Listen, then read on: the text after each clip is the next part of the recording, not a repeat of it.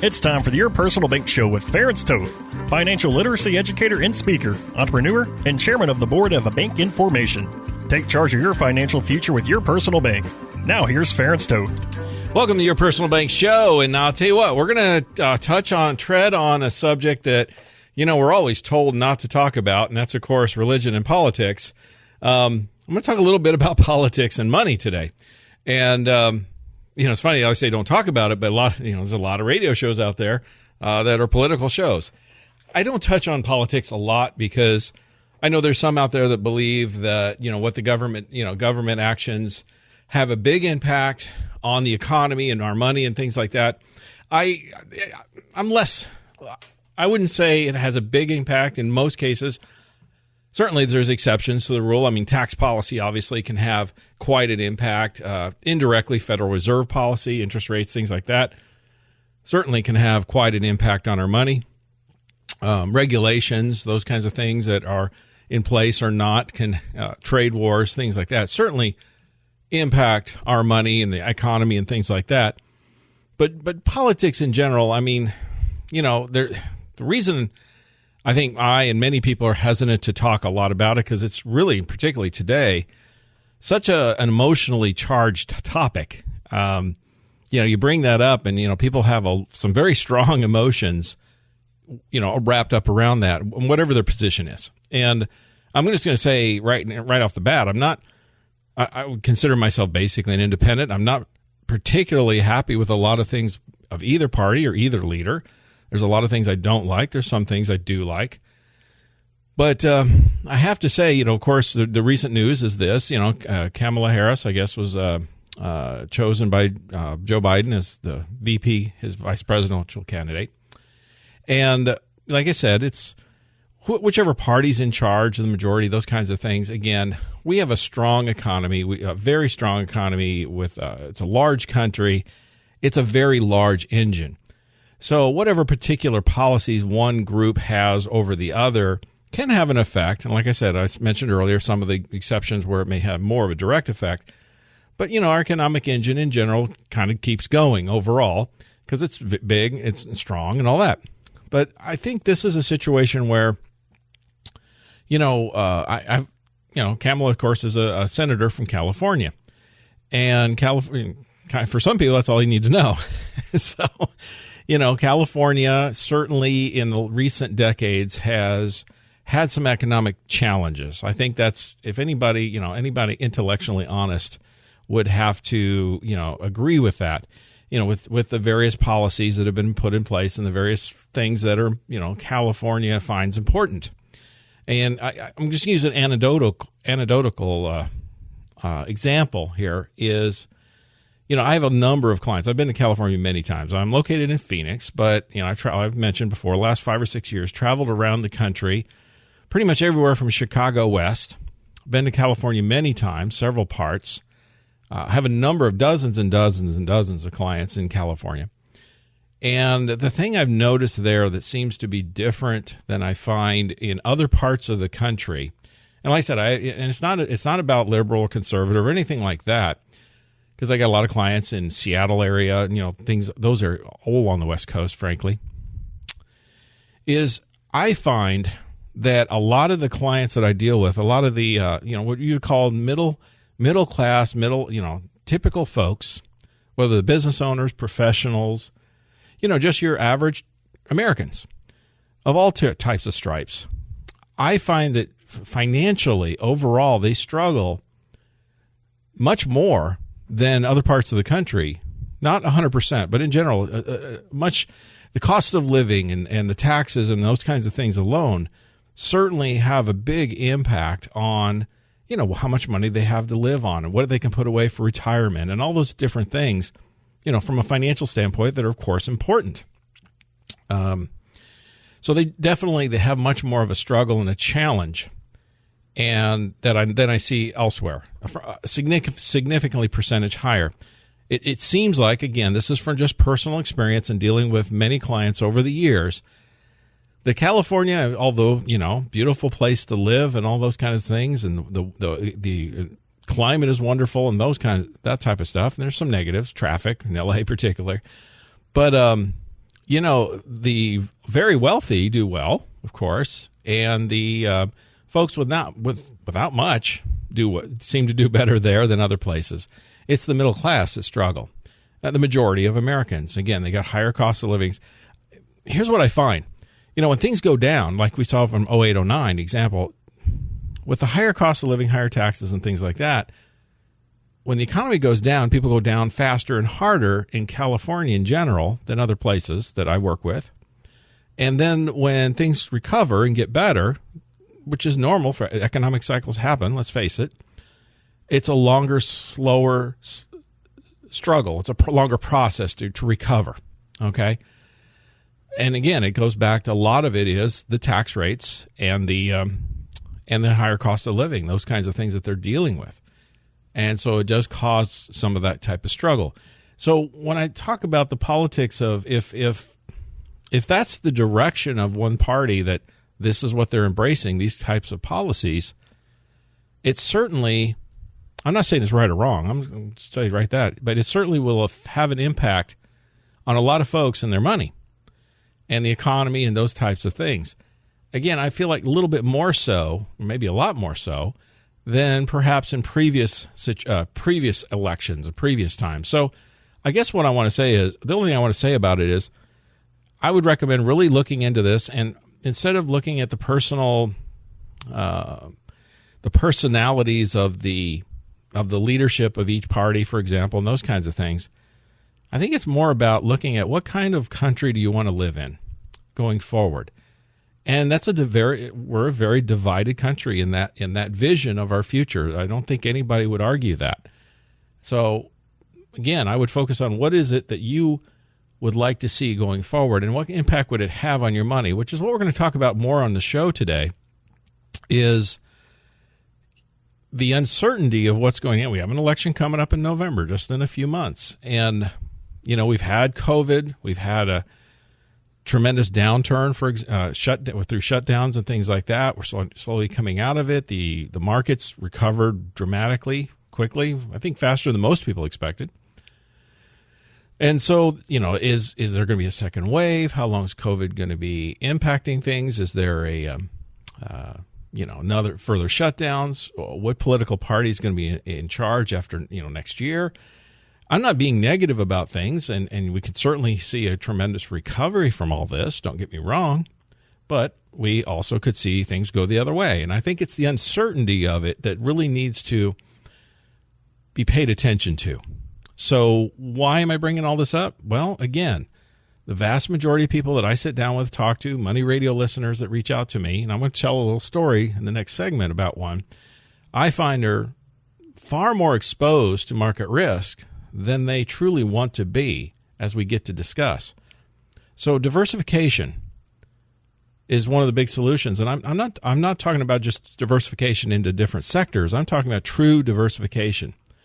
Diversifying into an asset that is non-correlated, has nothing to do with the other asset. So if you're market focused, what about diversifying into something like your personal bank that's non-correlated, doesn't have the same effects or results as what the rest of the market does? Stay tuned in the next section. We're going to talk more about that. For more information on Your Personal Bank, feel free to contact Ference at yourpersonalbank.com.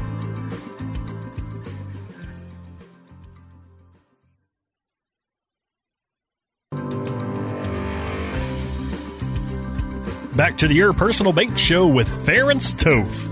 Welcome back. Sorry about that in the last segment. I started talking about politics of your money, and I know it's such an emotionally charged subject. I'm trying to communicate an idea without staying calm and rational, if you know what I'm saying, cut through the noise.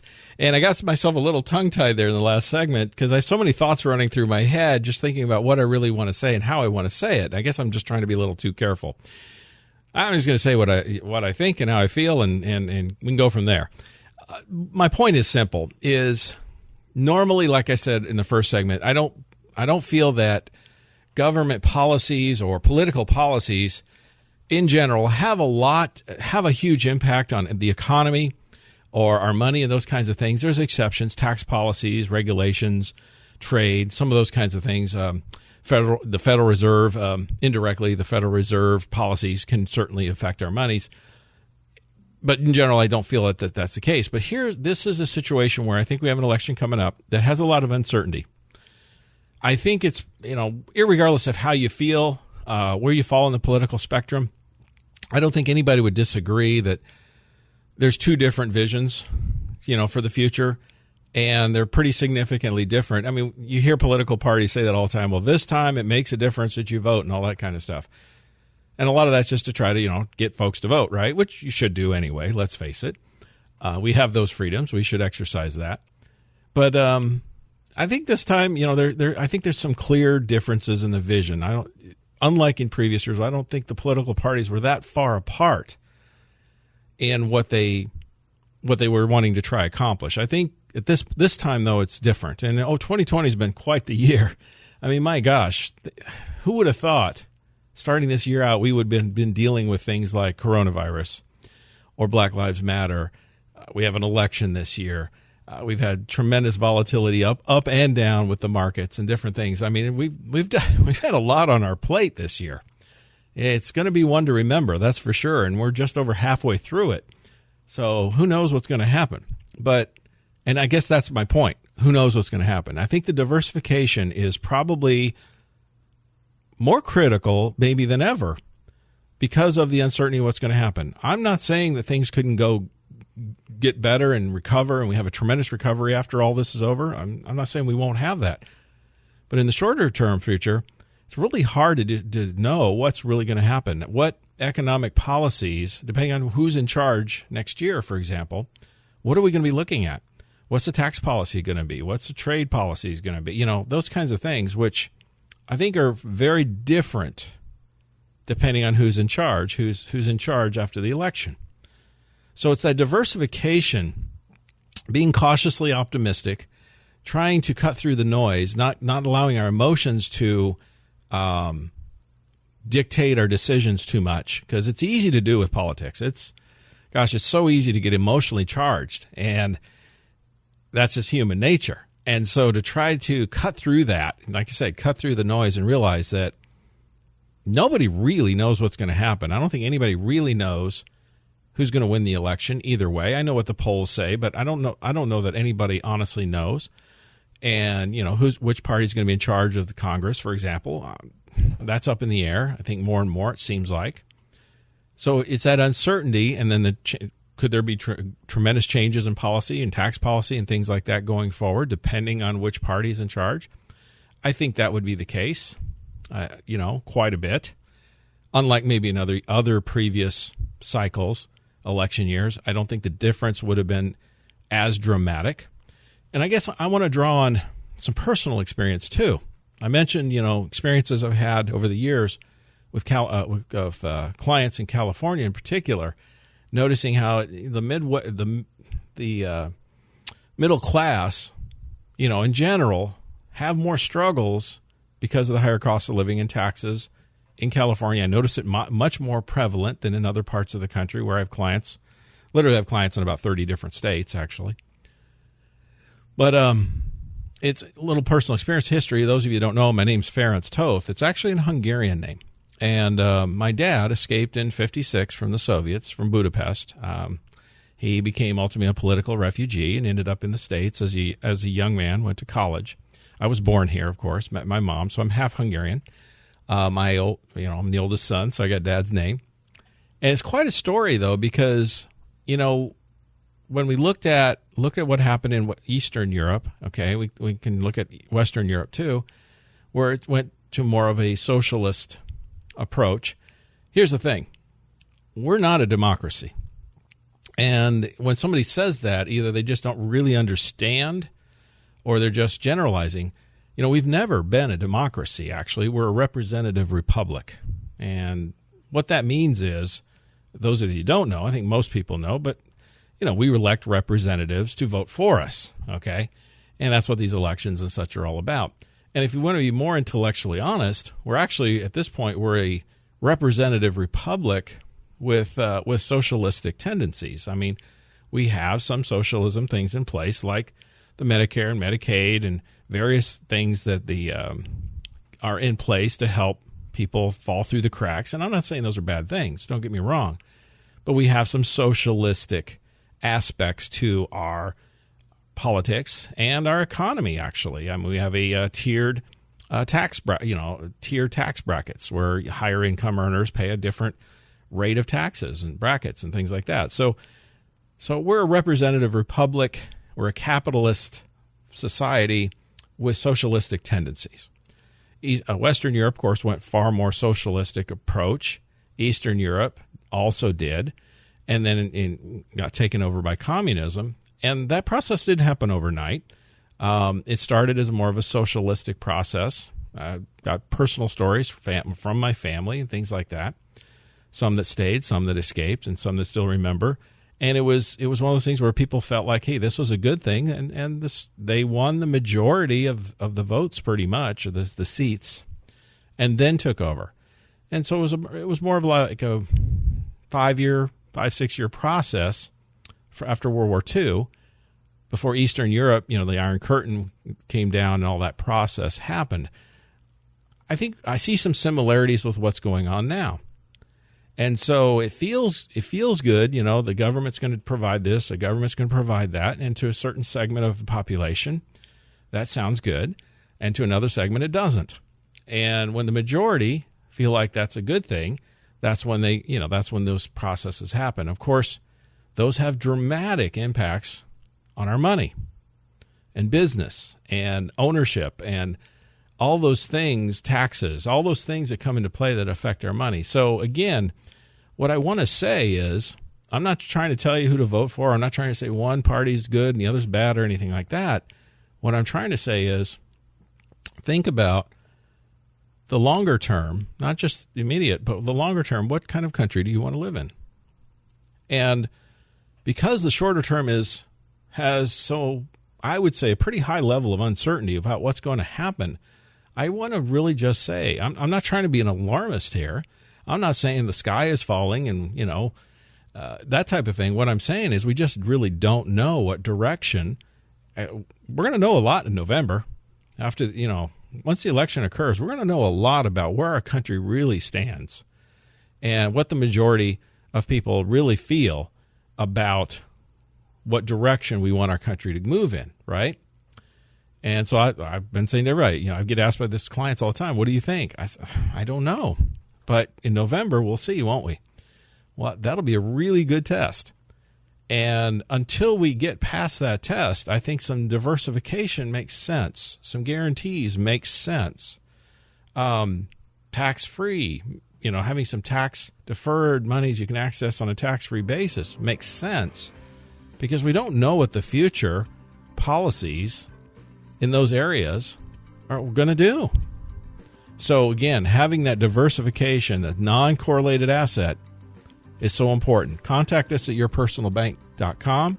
We'll share with you more about this, and stay tuned in the next segment. We'll discuss this further. For more information on Your Personal Bank, feel free to contact Ference at yourpersonalbank.com.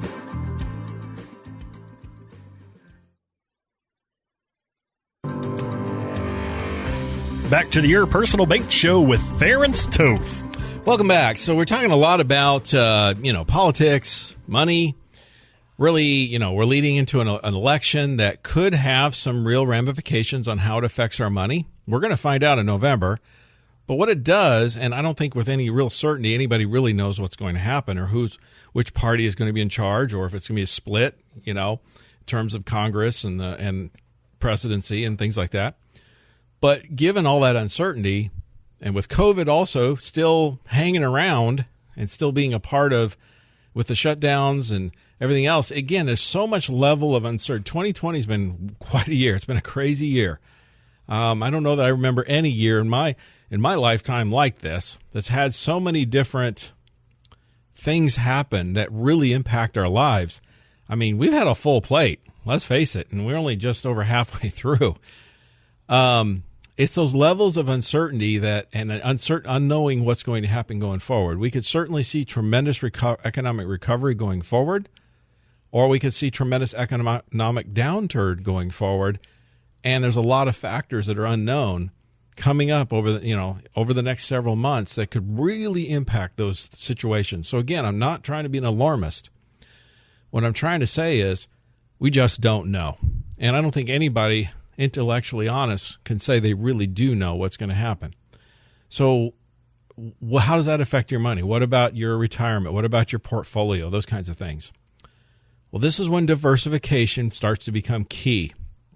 I'm going to use an example, and I'm talking about true diversification. Please understand.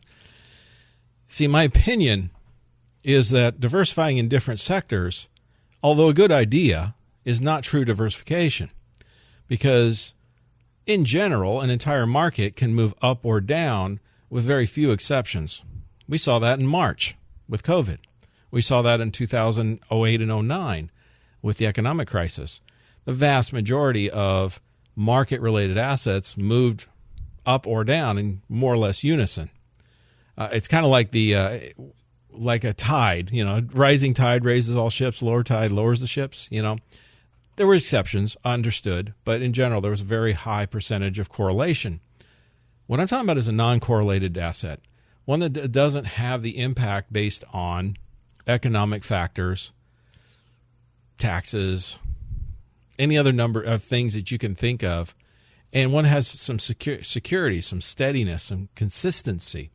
That's what your personal bank offers. We have companies that have been paying, like I said, 6% dividends for the last 25 plus years in a row. That's consistency. And also you can grow and access those funds tax-free. So one of my favorite books is The Power of Zero, and you can get it on Amazon. And the foreword's by Ed Slott. It's a great book. It's talking about future tax rates and talking about how taxes impact your accounts and your investments and your retirement. And one of the main key points, David McKnight, by the way, is the author, The Power of Zero. And one of the key things about it, the key thought in that book is, do we know what future tax rates are going to be? That's impossible to predict. So his point is simple. If your tax rate on your investment is 0 going forward, 2 times 0 is still 0. So in other words, you really don't care. You don't have that bucket of money, those assets, has no tax implication. And so you've taken that uncertainty, that future tax, off the table. I'm going to use a perfect example. I worked with a client this week. We're talking about this diversification and this tax options becomes so powerful. So this gentleman is nearing retirement, and he had reached out to me. He'd heard me from the radio show, of course, and he's a successful working his whole career, and with one of the major companies. I won't say because I won't. But the point is this: when he talked to me back in it was like late March, early April, something like that.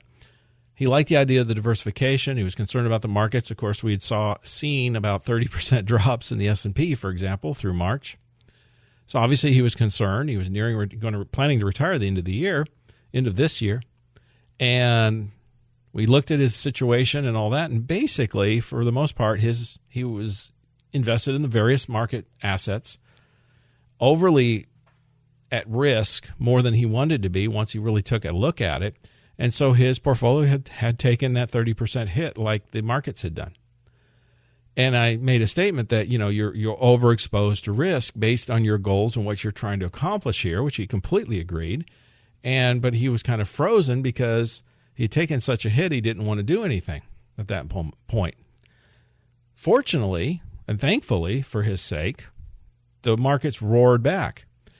Now, I don't think anybody saw that coming, to be honest. There's a lot of reasons we've heard about it, with the stay-at-home orders, and then we got a lot of people got the government stimulus checks, and sports were shut down. There was a big contingent of folks that were former sports bettors who started betting on the stock market. I think those are all various factors. And, of course, the strong drawdown, all those things brought it back far stronger and far quicker than I think most people, even most experts, thought it would. So his investments came back. And I said, you've been given a second chance, basically. He reached back out to me, And he says, I want to diversify now and get this done. And as we went into this further and realized, holy cow, he goes, the consistency and the steady, 6% ain't bad these days, particularly when you consider you can get 6% with guarantees and tax-free. That gets real interesting. And so he's going to take a component of his money and put it into the personal bank. But then on top of that, when you add the piece of you can access it through the bank line of credit, which again currently is charging 3%, he goes, I can access my money and still earn 3% on it. He can access his money and spend it and still make 3% positive arbitrage. And exactly. And even in a longer term scenario, those are the numbers today. But like I said, I can show you the charts. Contact us at yourpersonalbank.com. I was showing them the charts in the late 80s and the early up until about 2007.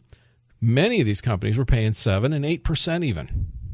Our interest rate environment, of course, was more normal then. It was different than it is in the past decade or so. But we still have companies, even with this low interest rate environment, they're still paying at 6% range and plan to continue for the foreseeable future. They have the cash reserves and all that to be able to accomplish that. And so my point was simple. He says, well, when interest rates go up, the bank line of credit rates could go up, but so does what the crediting is. So I said, interest rates go up, maybe your bank line interest goes up, but so is what the interest you're earning. So maybe if your loan's at 5%, was at 3 and went up to 5, but instead of getting paid 6, now you're getting paid 7 or 8 like you were before, you're still picking up 2-3% positive arbitrage long-term on your money. He goes, this is incredible. He loved it as we shared with it, and he understood it further and more. The more people understand how the personal bank concept works, from a standpoint of diversification, from a standpoint of reducing income tax. Oh, by the way, we were able to cut his income tax next year. We're going to be able to cut his income tax based on the various factors that are going on, by more than half. He's going to reduce it more than half. That's a tremendous benefit. Because as I pointed out to him, and again, next year he's going to be fully retired, there's 2 ways to make more money. One is to make more money. The second one is to spend less, or a combination of both, of course. And one of the best ways to spend less is if you can pay less in taxes. And we're not doing anything nefarious here. It's all in the tax rules. It's just reallocating dollars into more tax-favorable situations. Okay? It's really that simple. And then when we added on, well, I'll touch on that on the next segment. When we added on the benefits he would get if in case he had some medical issues or long-term care issues, he was like, oh my gosh, that just satisfies a whole nother area that I was concerned about. So stay tuned in the next segment, and we'll talk about that. For more information on Your Personal Bank, feel free to contact Ference at yourpersonalbank.com.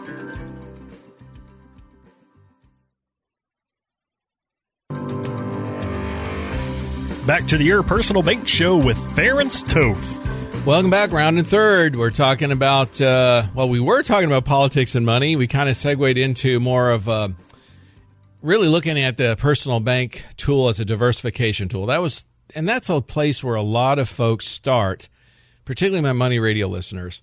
They understand the benefits of diversification, and many understand that there's no question 2020 has been one heck of a year in terms of changes, upheavals, what's going on, unexpected things that have happened, whether it's COVID, Black Lives Matter, the economy, the shutdowns, the market up or down and then back up again. We have an election coming up. Man, what a year! And those types of things, those changes, those shifts cause a lot of uncertainty, which causes volatility. And so the diversification and diversifying into a non-correlated asset, something that isn't market related or subject to the economic or the various shifts that we've been dealing with, to give you some consistency and steadiness, at least for a portion of those funds, takes on a greater importance. So I was using this example with this client who we originally started talking back in March, April time, with the markets crashing on him, he wanting to retire. He was in a position where he got caught in that, and he wasn't going to be able to retire, frankly, if the situation hadn't recovered itself, and thankfully for his sake it did, again, much faster than I think most people would have thought. And so this gave him a second chance to take advantage of these, lock in some guarantees, reduce some taxes, create another bucket of money that's diversified, not subject to market risk. By the way, by setting up two buckets of money, by the way, he has some IRA, 401k type funds that are, of course, subject to taxes when he accesses them. Now will have a bucket of money that he can grow tax deferred and access income tax free through his bank line of credit. He now can choose how much to pull from each bucket each year going forward to mitigate or reduce the total amount of income tax he pays each year. It's perfectly legal. It's smart. It's smart use of your money. Having most or all of your money in a taxable bucket, like a qualified plan, IRA, 401k, causes tremendous tax challenges, particularly in retirement, when you start to access the funds. Some people call them tax hostile accounts. I've heard that term used by economists and CPAs and some advisors. You defer it going in, but what happens when you take it out? And if you don't have options where you can adjust how much and you need income, and you don't have options on where you can pull it from a tax planning standpoint, it boxes you in a corner. And you're just basically subject to the whims of whatever the tax brackets are at the time. And many people today are concerned about taxes with the debt and future tax rates. Many are concerned about them going up.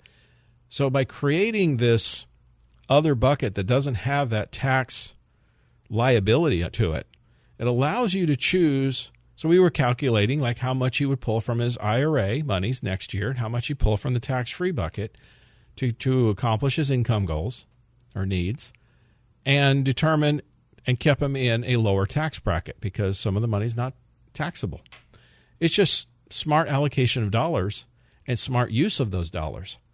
And like he said, he goes, and plus I'm making 6% on the money anyway. Tax-free. That's strong, consistent, with steady, consistent results, 25 plus years. Like I said, I'll show you the charts. And then you add on the positive arbitrage aspect when you bring in the bank line of credit like we do with the personal bank concept. I tell people this all the time. Put your money in this account, get credit at 6%. Access it, and they'll charge you. The bank line will charge you 3%, so you're making the difference. You keep the difference. So you're making 6%, you're getting charged 3%. What's your money doing? I mean, folks, this is it's kind of a joke when I tell it, but it's true. I say, look, it's a complete no-brainer. If you want some diversification, you want your money to grow consistent, you want some tax benefits. Oh, and most importantly, you want your money to grow for you even after you've used it or spent it. Well, that's where the personal bank shines. See, compare that to any other account out there. You have an investment or an asset, you spend the money. What's your return on that money in the future? 0, nada. It's gone. You spent it, right? Here you can actually collect or earn interest, the difference, the positive arbitrage on dollars that were spent. Now, when you start to realize, you start capturing some of those dollars, how much money do we spend every year? Just for living, basic expenses. I'm talking food, housing, clothing. I mean, we spend tens of thousands. Most people spend 50, 60, 70,000 a year just on the basics. That adds up to a lot of money. What if you could pick up 3% on that, or even a portion of it? What if you did that for the next decade or 2 or longer? Do you realize how much more money you would have in your pocket or how much more money you would have to spend? And then when I shared, I said, oh, by the way, this was like I said just a couple of days ago, by the way, there are living benefits built into these accounts where if you have some serious medical issues or long-term care needs, you can get an advance on the death benefit to pay for that. In this gentleman's case, we were showing where he would get something like $250,000. This wasn't a large case. Please understand, for medical or long-term care type expenses. And as I pointed out to him, instead of paying for long-term care insurance, why not look at this as an option? Because your money's growing. Again, it's growing. You have access to it if and when you need it. And even when you do spend it, you still pick up positive arbitrage. Oh, and by the way, if you need it for medical expenses, you've got that covered. And if you didn't need it for medical expenses, it's no extra cost. You didn't pay for it. So what could be better than that? If you need it, you got it for medical expenses. But if you don't need it, you didn't pay for it. Again, what could be better than that? When I shared all the benefits and how it worked, and we talked about the limitations and the benefits. Nothing's perfect, but this handles a lot of solutions. And he was like, wow, I wish I'd known about this sooner. And I said, that's the response I get all the time. Of course, we move forward. He's getting started with it. The major regret, the only regret I hear on a constant basis is, wow, I wish I'd looked at this sooner. So I'm going to encourage you not to have that regret that this gentleman had this week. Of course, he's moving forward. He's happy. He's glad he's doing it. He only wished he'd done it sooner. I can say the same thing personally for our business and our personal finances. The only regret I have about the personal bank concept and using it in our lives, both personally and through our business, is I wish I'd known about it a decade or two sooner. Because when you figure out compound interest and your money growing, whether you use it or not, leave it in there, make 6%, or do the index option. Like I said, you can make 1 to 14. The average over the last 25 years, folks, has been 8.52. Again, I can show you the information. Contact us at yourpersonalbank.com. But if you can make 6 or 8.5% on your money, depending on which option you choose, and you can access it at 3, so even when you spend it, you pick up the difference, and you calculate that over a period of time, you start realizing the only thing you start really regretting is, wow, I wish I'd known about this sooner.